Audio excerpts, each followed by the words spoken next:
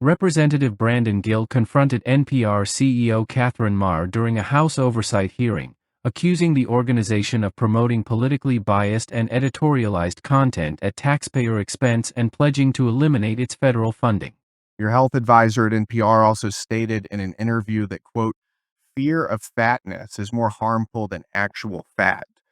Would you like to explain how fear of fatness is more harmful than actual fat? That's an editorial at NPR. I am not familiar with the editorial, and I don't believe that was published during my time here. It's called Diet Culture is Everywhere. Here's how to fight it. Do you think that that's an appropriate use of taxpayer dollars? I think any reporting on health is an appropriate use of taxpayer dollars, yes. And you think that editorializing that fat is not unhealthy is appropriate? I don't know what that article is, sir, and I'm not familiar with it. That's to say. Fake news. Do you think that basic accommodations like doorways or seatbelts represent, quote, latent fat phobia? I don't have an opinion. It's also from NPR. Do you think Civility is racist? No, sir. No. Well, your outlet ran an article entitled, quote, when civility is used as a cudgel against people of color. That was on All Things Considered.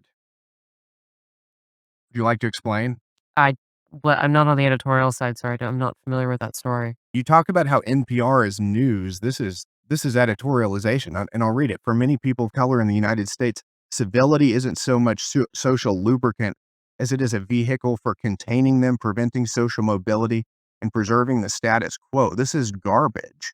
I'll spend all of my time doing everything I can to ensure you guys never get another dollar of taxpayer funding. This is complete garbage. Thank you, Madam Chair. At the March 26 hearing titled Anti-American Airwaves, Gill sharply questioned Maher over two NPR articles, one suggesting fear of fatness is more harmful than actual fat, and another arguing that civility can suppress people of color. Gill labeled the content complete garbage and fake news, asserting, I will spend all of my time doing everything I can to ensure you guys never get another dollar of taxpayer funding. Maher repeatedly responded, I'm not familiar with that article, distancing herself from NPR's editorial decisions. When asked whether she supported such articles being funded by the public, she said, I think any reporting on health is an appropriate use of your spare dollars, but declined to comment on specific claims or language. Gill, a member of the House Subcommittee on Delivering on Government Efficiency, DOGE, emphasized NPR's alleged ideological slant and questioned the agency's value to the public, given its content and audience. He quoted from NPR's own reporting, civility isn't so much social lubricant as it is a vehicle for containing people of color, and asked if Maher stood by such framing. Maher again said she had no opinion and was unfamiliar with the article. The confrontation drew strong support from figures like Ben Shapiro and Megyn Kelly, who praised Gill's firm tone.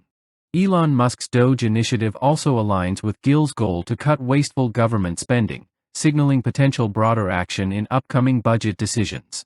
Maher's inability or unwillingness to address the articles in question was widely criticized. As the debate over NPR's $535 million annual federal support intensifies, Gill's stance has catalyzed renewed scrutiny of public broadcasting's mission, accountability, and ideological neutrality.